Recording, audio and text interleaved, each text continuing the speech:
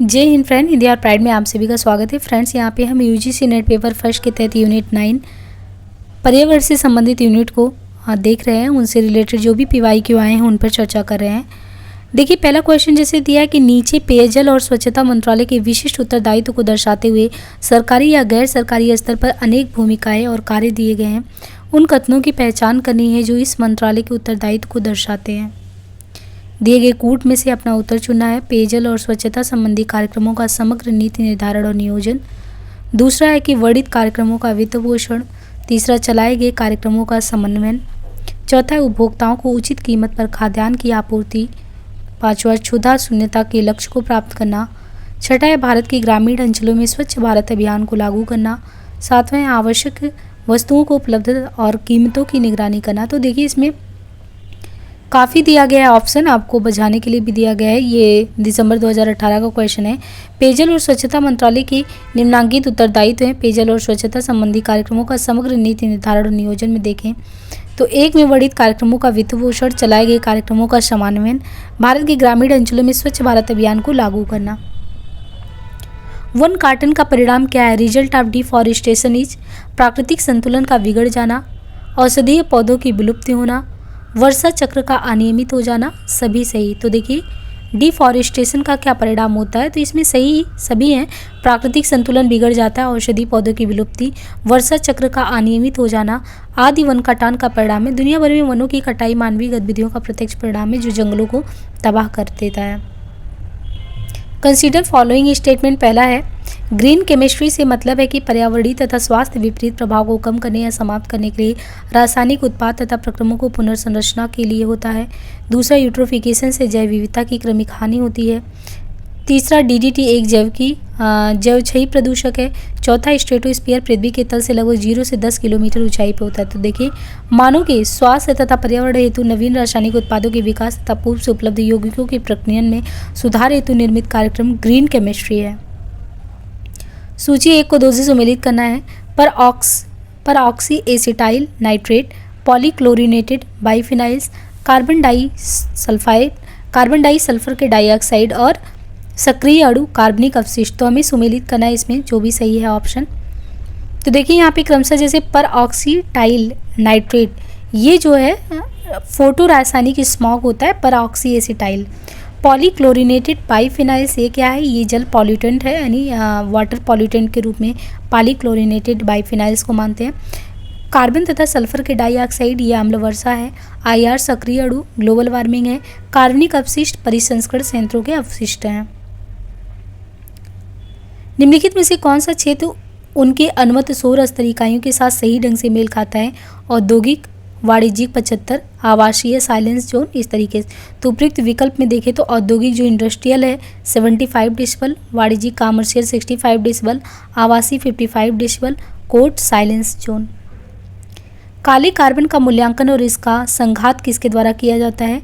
तो काले कार्बन का मूल्यांकन और इसका संघात जो है INCCA द्वारा, network on climate change assessment, इनकी स्थापना पर्यावरण, वन और जलवायु परिवर्तन मंत्रालय द्वारा वर्ष 2009 में की गई थी। इसके प्रमुख उद्देश्य निम्न हैं, यानी जलवायु परिवर्तन मूल्यांकन पर भारतीय तंत्र Indian network on climate change assessment की स्थापना पर्यावरण, वन और जलवायु परिवर्तन मंत्रालय द्वारा वर्ष 2009 में की गई थी। इसके प्रमुख उद्देश्य निम्न हैं, जलवायु परिवर्तन के क्रियान्वयन की राष्ट्रीय स्तर पर समझ एवं ज्ञान विकसित करना, काले कार्बन का मूल्यांकन और इसका संघात, जलवायु परिवर्तन पर अनुसंधान हेतु घरेलू अनुसंधान को विकसित करना, निर्णय समर्थित तंत्र का विकास करना। भोपाल गैस त्रासदी किस वर्ष हुई थी? भोपाल गैस त्रासदी 1981, 1983, 1982, 1984। तो भोपाल गैस त्रासदी पूरी दुनिया के औद्योगिक इतिहास की बड़ी दुर्घटना है। यह घटना 3 दिसंबर 1984 को भारत के मध्य प्रदेश की राजधानी भोपाल में स्थित यूनियन कार्बाइड नामक फैक्ट्री से निकली जहरीली गैस मिथाइल आइसोसाइनेट के कारण हुआ, जिससे हजारों की संख्या में लोगों की मृत्यु हो गई तथा बहुत सारे लोग अनेक तरह के शारीरिक अपंगता से लेकर अंधेपन के भी शिकार हुए। अब यहाँ पे देखिए, जो क्वेश्चन शुरू हो रहा है ये पर्यावरण परक मुद्दे वायु प्रदूषण यानी इन्वायरमेंट इशूज एयर पॉल्यूशन, इनसे रिलेटेड है। विच of the following air pollutant has maximum relative toxicity? निम्न में से किस वायु प्रदूषण का सापेक्षिक विषैलापन सबसे ज़्यादा है? कार्बन मोनोऑक्साइड, हाइड्रोकार्बन, सल्फर के ऑक्साइड, नाइट्रोजन के ऑक्साइड। तो ये है कार्बन मोनोऑक्साइड। कार्बन मोनोऑक्साइड के वायु प्रदूषण का सापेक्षिक विषैलापन जो होता है वो सबसे ज़्यादा होता है। देखिए यहाँ पे कार्बन मोनोऑक्साइड के बारे में, तो जो कार्बन मोनोऑक्साइड है वो एक जहरीली गैस होती है। ठीक, कार्बन मोनोऑक्साइड एक जहरीली गैस है। यह गैसोलीन, केरोसिन, तेल, प्रोपेन, कोयला या लकड़ी के जलने से उत्पन्न होता है। और कार्बन मोनोऑक्साइड की अधिकता वाले वातावरण में सांस लेने से शरीर में ऑक्सीजन की मात्रा भी क्या होती है, कम हो जाती है।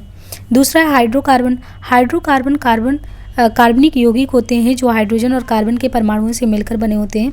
यह प्रदूषक जीवाश्म ईंधनों के जलने, औद्योगिक गतिविधि, नगर निगमों के लैंडफिल आदि से उत्पन्न होता है। इसका मानव पर कैंसरकारी प्रभाव होता है हाइड्रोकार्बन का। सल्फर के ऑक्साइड, जीवाश्म ईंधन के दहन के परिणाम स्वरूप सल्फर के ऑक्साइड उत्पन्न होते हैं। इनमें प्रमुख रूप से सल्फर डाइऑक्साइड है। इसकी सूक्ष्म सांद्रता मनुष्य में विभिन्न श्वसन रोगों का कारण होती है। यह अम्ल वर्षा के लिए भी उत्तरदायी है। नाइट्रोजन के ऑक्साइड में इस प्रदूषक का प्रमुख स्रोत परिवहन तथा ईंधन है। NO2 की अधिक सांद्रता होने पर पौधों की पत्तियां गिर जाती तथा फेफड़ों में उत्तेजना उत्पन्न होती है। वर्तमान वार्षिक कार्बन डाइऑक्साइड उत्सर्जन के बढ़ते क्रम के आधार पर देशों का सही श्रृंखला को पहचानना है। अब यहाँ पे देखिए क्रमशः अगर देखें तो पहले चीन, फिर USA, भारत, रूस और जापान। बायोगैस का कैलोरीय मान लगभग कितना होता है, तो ये है 5000 किलो कैलोरी प्रति घन मीटर। बायोगैस एक प्रकार का ईंधन है जिसमें मीथेन और कार्बन डाइऑक्साइड गैस प्राथमिक घटक है। यह जैविक कचरे जैसे कृषि अपशिष्ट, खाद्य पौधों की सामग्री, हरित अपशिष्ट, खाद्य अपशिष्ट तथा गोबर आदि से उत्पन्न होता है। बायोगैस का कैलोरीय मान 4800 से होता है 6900 की किलो कैलोरी प्रति घन मीटर तक। क्वेश्चन कह रहा है कि एक प्रारूपिक महाद्वीपीय सूक्ष्म एरोसॉल में इसके संगठन के अनुसार निम्नलिखित में से कौन सा संगठन बहुतायत है। In a typical fine continent aerosol according to its composition which of the following constituents is most abundant. Sulphate, जैविक कार्बन, प्राकृतिक कार्बन, नाइट्रेट। तो इसमें कौन सा होगा, सल्फेट। एक प्रारूपिक प्रायद्वीपीय या सूक्ष्म एरोसॉल इसके संगठक के अनुसार सल्फेट संगठक बहुतायत है। निम्नलिखित में से किन प्रदूषकों को अल्पायु जलवायु प्रदूषक कहते हैं, तो ये है ब्लैक कार्बन, मीथेन, हाइड्रोफ्लोरोकार्बन, सतही ओजोन, कार्बन डाइऑक्साइड। तो इसमें से देखिए अल्पायु जलवायु प्रदूषक वातावरण में प्रदूषण के कारण और यहाँ कार्बन डाइऑक्साइड से अधिक नुकसानदेह है। दिए गए प्रदूषकों में निम्नलिखित में से प्रदूषक अल्पायु जलवायु प्रदूषक हैं। Black carbon, methane CH4, hydrofluorocarbon HFCs, सतही ओजोन O3। बायोगैस में दूसरी अधिकतम मात्रा किसकी होती है, hydrogen sulphide, sulphur dioxide, methane, carbon dioxide. तो ये है कार्बन डाइऑक्साइड। बायोगैस में दूसरी अधिकतम मात्रा किसकी होती है, hydrogen sulphide, sulphur dioxide, methane या कार्बन डाइऑक्साइड। तो देखिए बायोगैस में पूछ रहा है कि दूसरी मैक्सिमम मात्रा किसकी होती है, ये है कार्बन डाइऑक्साइड की। बायोगैस जो कि एक नवीकरणीय ईंधन है और यह जूठन बचा हुआ जो भोजन है, पशु मलमूत्र, पौधे की सामग्री इत्यादि के अपघटन से उत्पादित होता है। बायोगैस के कंपोनेंट के बारे में देखें तो यौगिक और सूत्र मात्रा दिया हुआ है क्रमशः, जैसे methane CH4, carbon dioxide CO2, nitrogen N2, hydrogen H2 और अन्य में देखें तो H2SO2। Given below are two statement, पहला है नीचे दो कथन में देखें तो कोयला और तेल की तुलना में प्राकृतिक गैस वैश्विक तापन इकाई ऊर्जा में बहुत कम योगदान देती हैं। दूसरा, प्राकृतिक गैस में हाइड्रोजन प्रति कार्बन परमाणु तेल या कोयले से कम होता है। तीसरा, उपरोक्त कथन के आलोक में नीचे दिए गए विकल्पों में से सबसे उपयुक्त उत्तर का चयन करना है। तो देखिए कोयला और तेल, ये जो है कोयला और तेल की तुलना में प्राकृतिक गैस वैश्विक तापन इकाई या ऊर्जा में बहुत कम योगदान देती है, क्योंकि इसके अंतर्गत पूर्ण आंतरिक दहन की प्रक्रिया होती है।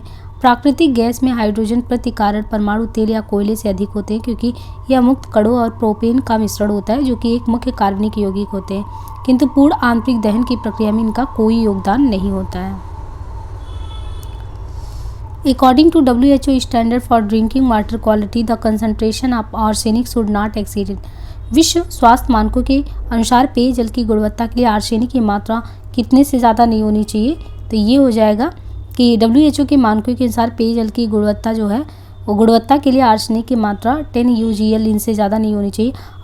आर्सेनिक प्रदूषित जल के उपयोग से कुष्ठ रोग, चर्म कैंसर, यकृत, फेफड़े, रक्त विकार संबंधी रोग होते हैं और हाइपर केरोटोसिस, मायोकार्डियल आदि होने का खतरा रहता है। प्रज्वलन की प्रक्रिया की अवैध प्रज्वलन की जो प्रक्रिया होती है उसकी अवधि में निम्नलिखित वायु प्रदूषक उत्पादित होते हैं: nitric oxide, nitrogen dioxide, nitrous oxide, carbon monoxide, ozone. तो यहाँ पे देखिए नीचे दिए गए विकल्पों में से प्रज्वलन की जो प्रक्रिया होती है, प्रज्वलन की प्रक्रिया की अवधि में नाइट्रिक ऑक्साइड, नाइट्रोजन डाइऑक्साइड तथा ओजोन वायु प्रदूषक उत्पादित होते हैं। निम्न में से किस प्रदूषक का वायु में न्यूनतम उपस्थिति काल है?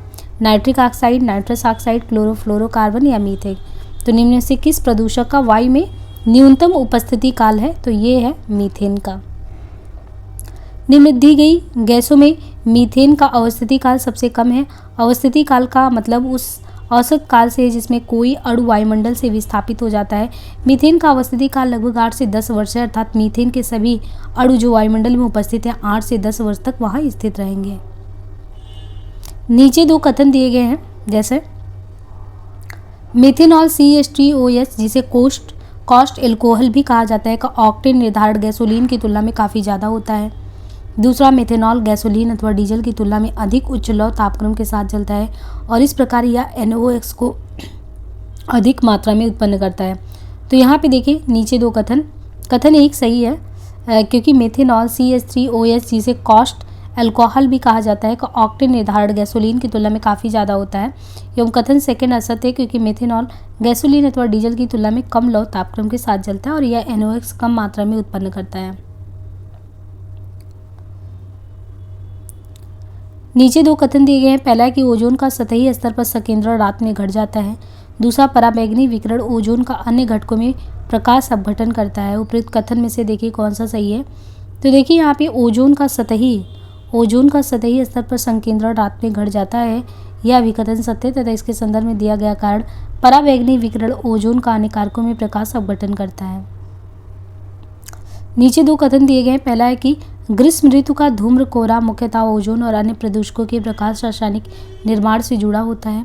दूसरा है कि ग्रेट लंदन स्मॉग आपदा ग्रीष्म ऋतु के धूम्र कोहरे को उत्कृष्ट उदाहरण के रूप में प्रस्तुत करता है। तो नीचे दोनों कथन में देखें तो ग्रीष्म ऋतु का धूम्र कोहरा मुख्यतः ओजोन अन्य प्रदूषकों के प्रकाश रासायनिक निर्माण से जुड़ा होता है। यह स्मॉग प्रायः गर्म क्षेत्र में उष्णकटिबंधीय क्षेत्रों में पाया जाता है तथा ग्रेट लंदन स्मॉग आपदा शीत ऋतु में हुई थी।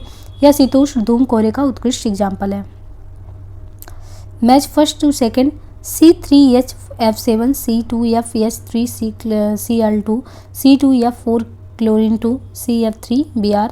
तो इनको हमें क्रमशः सम्मिलित करना है। तो ओजोन छलित पदार्थ जो है यहाँ पे देखिए C3HF7 हो गया, HFC से C2FH3C तो ये हो गया, और यहाँ पे C2FCl2 तो CFC से, और CF3Br से हैलोंस। प्रकाश रासायनिक धूम्र कोहरे के बनने के लिए कौन से आवश्यक तत्व है? सल्फर के ऑक्साइड, नाइट्रोजन के ऑक्साइड, वाष्पशील कार्बनिक यौगिक, जलवाष्प, सूर्य प्रकाश। तो यहाँ पे हमें क्रमशः देखें नाइट्रोजन के ऑक्साइड, वाष्पशील कार्बनिक यौगिक तथा सूर्य का प्रकाश रासायनिक धूम्र कोहरे को बनाने में आवश्यक तत्व है। पृथ्वी की सतह से ऊपर विभिन्न वायुमंडलीय परतों की उपस्थिति का सही क्रम क्या है? तापमंडल, समतापमंडल, मध्यमंडल, क्षोभमंडल।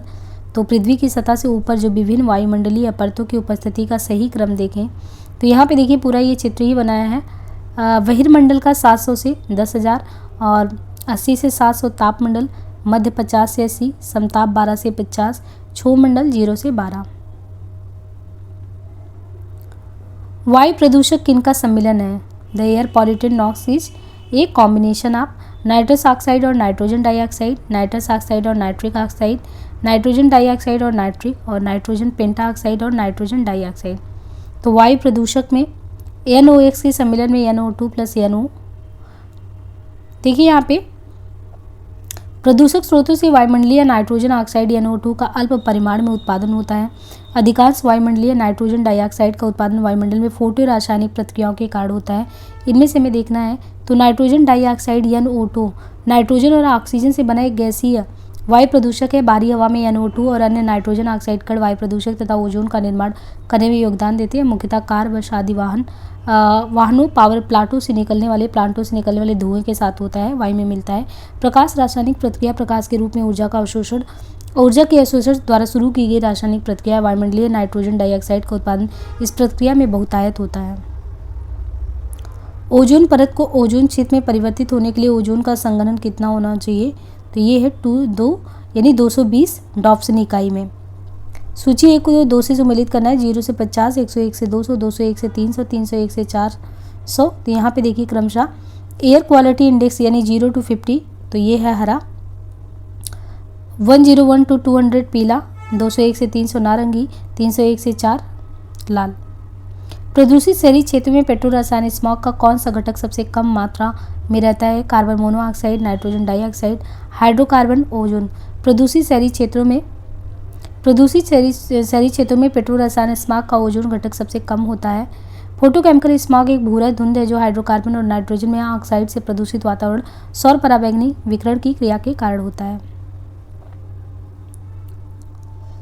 किस वायु प्रदूषक के मामले में व्हीजिंग सर्वाधिक संगत स्वास्थ्य संबंधी प्रभाव है? तो व्हीजिंग, ये सल्फर डाइऑक्साइड।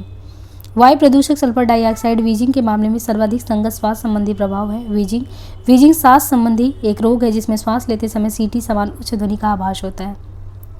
आश्रित राष्ट्रीय स्तर पर निर्धारित योगदान इंटेंडेड नेशनली डिटरमाइंड कंट्रीब्यूशन के तहत वर्ष 30 तक कार्बन उत्सर्जन की मात्रा में 30 से 35% कमी करने का भारत का लक्ष्य किसके संदर्भ में प्राप्त करना है? 1990, 2005, 2015, 2020। तो राष्ट्रीय स्तर पर जो निर्धारित योग्यता पेरिस समझौते के तहत आने वाले देशों द्वारा अनुकूलित उत्सर्जन और जलवायु परिवर्तन के प्रभाव को कम करने की राष्ट्रीय योजनाएं हैं। आश्रित राष्ट्रीय स्तर पर निर्धारित योगदान के तहत वर्ष 30 तक कार्बन उत्सर्जन की मात्रा 33 से 35% कमी करने का भारत का लक्ष्य 2005 स्तर के संदर्भ में प्राप्त करना है। नीचे 2 कथन दिए गए हैं। पहला है कि 2014 से 16 तो कार्बन डाइऑक्साइड का सार्वभौमिक उत्सर्जन वर्ष 2014 से 16 के दौरान स्थिर था। दूसरा है कि 2014 से 16 के दौरान ऊर्जा दक्षता सुधार उपाय और निम्न कार्बन तकनीकियां मजबूती से परिनियोजित होती हैं। तो यहाँ पे हम क्रमशः देखें तो कार्बन डाइऑक्साइड का सार्वभौमिक उत्सर्जन वर्ष 2014 से 16 के दौरान स्थिर था। यह स्वागत योग्य परिणाम 2014 से 16 के दौरान ऊर्जा दक्षता सुधार उपाय और निम्न कार्बन तकनीकियों के क्रियान्वयन के फलस्वरूप प्राप्त हुआ। सार्वभौमिक कार्बन उत्सर्जन में होने वाली यह कमी चीन तथा OECD देशों द्वारा ऊर्जा उपयोग के बदलते पैटर्न का भी परिणाम है। निम्नलिखित में से प्राथमिक वायु प्रदूषक की पहचान करें। Ozone, black carbon aerosol, sulphate aerosol, acetyl nitrate. तो इनमें से देखना है कि कौन सा प्राथमिक वायु प्रदूषक है ना। प्राथमिक तो सल्फेट है, एसिटाइल नाइट्रेट है, ब्लैक कार्बन एरोसॉल है। इनमें से कौन सा है? तो देखिए ब्लैक कार्बन एरोसोल्स प्राथमिक वायु प्रदूषक है जो अपूर्ण दहन प्रक्रिया द्वारा उत्सर्जित वायुमंडल में प्रकाश के अवशोषित कण का प्रमुख रूप है। वायुमंडल में निम्नलिखित ग्रीन हाउस गैसों के जीवन काल का सही क्रम अगर देखें तो उसमें है मीथेन, नाइट्रस ऑक्साइड, भूपृष्ठीय ओजोन, CFC11। तो वायुमंडल में निम्नलिखित ग्रीन हाउस गैसों के जीवन काल को आरोही क्रम में देखें तो नाइट्रस, CFC11, मीथेन, भूपृष्ठीय ओजोन। जैसे देखिए इसमें आरोही मीन्स चढ़ना, अवरोही यानी घटना। तो चढ़ने में यानी पहले देखिए अवरोही की बात करें ना तो घटने में, तो ये देखिए नाइट्रस ऑक्साइड का जीवन काल अगर देखें तो सबसे ज़्यादा है, 55 CFC का है, 25 मीथेन का है, 22 भूपृष्ठीय ओजोन का है। नीचे 2 कथन दिए गए हैं। पहला है कि डीजल वाहन अत्यधिक मात्रा में नाइट्रोजन के ऑक्साइड और सूक्ष्म कण उत्सर्जित करते हैं। दूसरा, डीजल इंजन उच्च वायु ईंधन अनुपात वाले शांत मिश्रण से चलते हैं। तो उपयुक्त में से देखें तो डीजल वाहन जो होता है वो अत्यधिक मात्रा में नाइट्रोजन के ऑक्साइड और सूक्ष्म कण उत्सर्जित करते हैं। कथन 2 गलत है क्योंकि डीजल इंजन उच्च वायु ईंधन अनुपात वाले तनु मिश्रण से चलता है। निम्नलिखित ईंधनों को उनके दहन पर प्रति इकाई ऊर्जा प्राप्ति पर उत्सर्जित होने वाली कार्बन डाइऑक्साइड की मात्रा के संदर्भ में अवरोही में व्यवस्थित करें। प्राकृतिक गैस, कोयला, गैसोलीन, प्रोपेन। तो ईंधन का जो है उनके दहन के अनुसार प्रति इकाई ऊर्जा प्राप्ति पर उत्सर्जित होने वाली कार्बन डाइऑक्साइड की मात्रा का अवरोही क्रम देखें तो कोयला 215, गैसोलीन 157, प्रोपेन 139, प्राकृतिक गैस 117। वायु गुणवत्ता सूचकांक AQI की गणना में निम्नलिखित में से कौन से प्रकार के सूक्ष्म कण पार्टिकुलेट मैटर प्रदूषकों का प्रयोग किया जाता है? टोटल सस्पेंडेड पार्टिकल, कुल सस्पेंडेड सूक्ष्म कण, या particulate matter of size 10 micron, PM2.5 या PM1। तो यहाँ पे देखें वायु गुणवत्ता सूचकांक AQI की गणना में निम्न 8 प्रकार के सूक्ष्म कण प्रदूषक पाए जाते हैं। PM10, PM2.5, ozone O3, sulphur dioxide, nitrogen dioxide NO2, carbon monoxide CO, PB और अमोनिया। भारत के शहरों में धूम्र में मुख्यतः क्या शामिल होता है? तो नाइट्रोजन का ऑक्साइड और अनजले हाइड्रोकार्बन। भारत के जो शहर में स्मॉग देखने को मिलता है, वो स्मॉग में मुख्यतः एक तो नाइट्रोजन के ऑक्साइड और दूसरे जो जले हुए यानी अनजले हाइड्रोकार्बन है वो उसमें शामिल होते हैं। ये शहरों में प्रकाश, रासायनिक, फोटोकेमिकल धूम के रूप में आधुनिकीकरण की एक समस्या है। इस वायु प्रदूषण में निम्न तत्व होते हैं: एल्डिहाइड, नाइट्रोजन के ऑक्साइड, और इनके अलावा पेरोक्सी टेलपैन नाइट्रेट और ट्रैपोस्फेरिक ओजोन वाष्पशील कार्बनिक यौगिक। निम्नांकित ग्रीन हाउस गैसों के अणु की वैश्विक ताप वृद्धि क्षमता को घटते क्रम में व्यवस्थित करना है: मीथेन, नाइट्रस ऑक्साइड, CFC 12 और 11, सल्फर हेक्साक्लोराइड। तो दिए गए ग्रीन हाउस गैस के अणु की वैश्विक ताप वृद्धि क्षमता घटते हुए क्रम में देखें तो सल्फर हेक्साक्लोराइड या CFC है ना, CFC 12, इसके बाद नाइट्रस ऑक्साइड और मीथेन। नीचे दो कथन दिए गए हैं। पहला, वाष्पशील कार्बनिक रासायनिक BOC समानता भूतल जल की अपेक्षा भूजल में समानता पाए जाने वाले सर्वाधिक प्रदूषक तत्व है। दूसरा, पेयजल की गुणवत्ता निर्धारित करने के लिए VOC कसौटी के मापदंडों में से एक है। तो इन कथनों में से देखें तो कथन सेकंड गलत है, क्योंकि पेयजल की गुणवत्ता निर्धारित करने के लिए वाष्पशील कार्बनिक रसायन VOC कसौटी का मापदंड नहीं है। पेयजल की गुणवत्ता निर्धारित करने वाले मापदंड है pH मान, कुल घुलनशील ठोस पदार्थ, गंदगी, क्लोराइड, क्षारीयता, कठोरता, सल्फेट, आयरन, कुल आर्सेनिक, फ्लोराइड, नाइट्रेट आदि। निम्नलिखित में से किसका कोयला आधारित ताप विद्युत संयंत्र से उत्सर्जन होता है? Carbon monoxide, ozone, sulphur dioxide, methane, particular. तो इनमें से किसका कोयला आधारित ताप विद्युत संयंत्र से उत्सर्जन होता है? तो यहाँ पे देखिए, कोयला आधारित ताप विद्युत संयंत्रों से कार्बन मोनोऑक्साइड, सल्फर डाइऑक्साइड और पार्टिकुलेट मैटर का उत्सर्जन होता है। ये प्रदूषक श्वसन तथा हृदय एवं रक्त वाहिकाओं संबंधी रोग के वाहक के कारक होते हैं। तो आज के लिए यहीं पे इसे समाप्त करते हैं, बाकी मिलते हैं नेक्स्ट पार्ट में। धन्यवाद।